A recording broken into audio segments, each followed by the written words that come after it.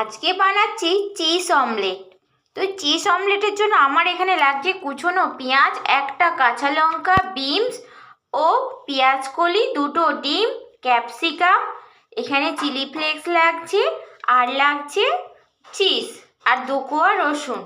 তো আমি এগুলো পেঁয়াজটা কেটে নিয়েছি, আর বাদ বাকি ক্যাপসিকাম, লঙ্কা ও পেঁয়াজ কলি এগুলো কেটে নেবো। আরও লাগবে ময়দা, নুন, তো সেগুলো আপনাদের দেখাবো। আমি প্রথমে পেঁয়াজ কালিগুলো ফাইন করে কেটে নেব। ফাইন করে কাটবো, তার কারণ মোটা করে কাটলে পেঁয়াজ কলি খেতে ভালো লাগবে না। তো আমি এগুলো এমন ফাইন করে কাটতে হবে যেন মোটা যেন না হয় পেঁয়াজ কালি কাটা। তো আমি প্রথমে পেঁয়াজ কালিগুলো কেটে নিই। এরপর আমি ক্যাপসিকামটা কেটে নেব। আমার এই চিজ অমলেটের জন্য গোটা ক্যাপসিকাম লাগবে না, তো আমার অল্প একটু পরিমাণে লাগবে। তো আমি এই ক্যাপসিকামগুলো কেটে নেব। আমি এই রকম সাইজের কাটবো, একটু চৌকো মতো, খুব বেশি ফাইন করব না, একটু মোটা রাখবো। তো দেখুন আপনারা এই রকম টাইপের মতো করে আপনারা কেটে নেবেন।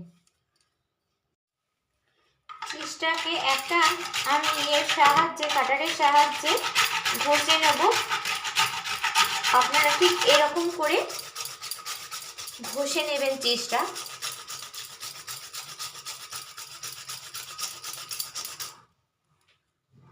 আমি কড়াইয়ে একটু তেল বসিয়ে দিয়েছি গরম করতে। এই তেলের মধ্যে আমি একটু রসুন দিয়ে দেব, কারণ রসুনটা একটু নাড়াচাড়া করে নিতে হবে। রসুন কাঁচা দিলে তার একটা কাঁচা রসুনের গন্ধ ছাড়ে, তার জন্য একটু আমি তেলের মধ্যে নাড়াচাড়া করে নেব। খুব বেশি ভাজবো না, হালকা ব্রাউন হয়ে গেলে আমি এর মধ্যে ক্যাপসিকাম আর পেঁয়াজ কলিটা একটু নেড়ে নেব। তো আমার হালকা ব্রাউন হয়ে গেছে। এরপর আমি ক্যাপসিকামটা দিয়ে দিলাম। ক্যাপসিকাম দেওয়ার পর একটু পেঁয়াজ কালিও দিয়ে দিলাম, একটু নাড়াচাড়া করে নেব। হালকা নাড়াচাড়া করে নিয়ে তারপর আমি তুলে নেব। হালকা নাড়াচাড়া করার পর এটা আমি এবার তুলে নেব, কেন খুব বেশি ভাজবো না। আমি প্রথমে একটা পাত্র নিয়ে নিয়েছি। এই পাত্রের মধ্যে আমি 2 চামচ, বড় চামচের 2 চামচ ময়দা নিয়ে নেব।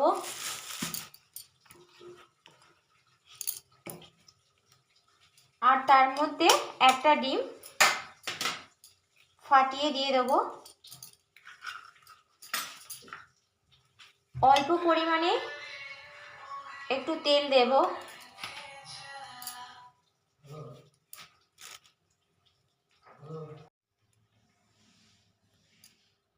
একটু স্বাদ মতো নুন একটু দিয়ে দিলাম। কুচিয়ে রাখা পেঁয়াজ এর মধ্যে দিয়ে দেবো, আর কুচনো একটা লঙ্কাও দিয়ে দেবো, কাঁচা লঙ্কা। ক্যাপসিকাম আর পেঁয়াজ কলি আর রসুন যেগুলো হালকা একটু ভেজে রেখেছিলাম সেগুলো দিয়ে দেবো।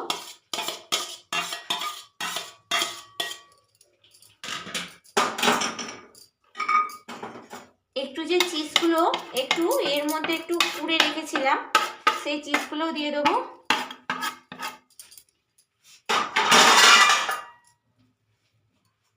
আর অল্প পরিমাণে একটু জল দেব।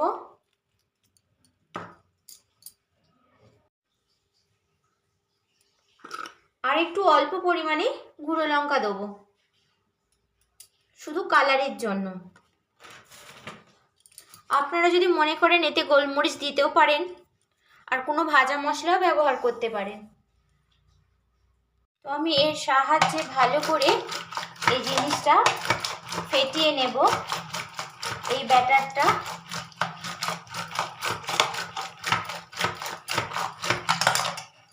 আরও এর মধ্যে চিজগুলো একটু ভেঙে ভেঙে দেব।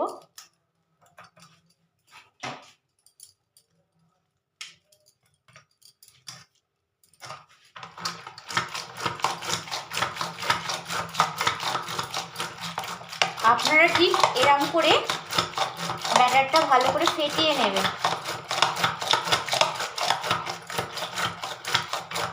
তবে অমলেটটা খেতে সুন্দর ও সুস্বাদু হবে।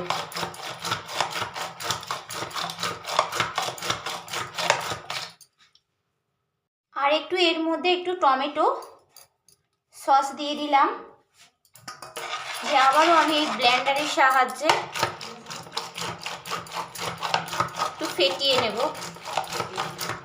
আমি ননস্টিকের তাওয়ার মধ্যে তেল গরম করতে দিয়েছি।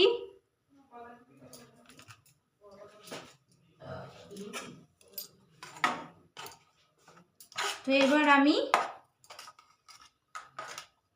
এই গোলাটা দিয়ে দেবো।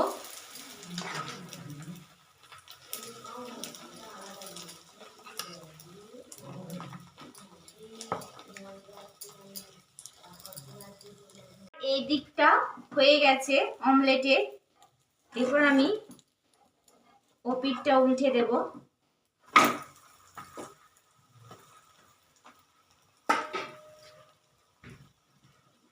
উল্টে দেওয়ার পর আমি একটু চিজ দিয়ে দেবো।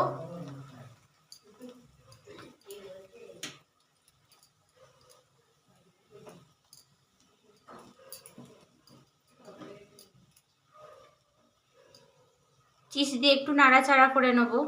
ভাজা হয়ে গেছে হালকা। চিজ দেওয়ার পর আমি এই পিঠটা আবার উল্টে দেব।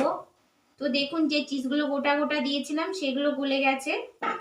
আবার আমি এই পিঠটা একটু চিজ দিয়ে দেবো। চিজ দিয়ে হালকা একটু ভেজে নেব উল্টে পাল্টে। এর মধ্যে একটু অরিগ্যানো দিয়ে দেবো। আমার অমলেটটা কিন্তু পুরোপুরি রেডি হয়ে গেছে।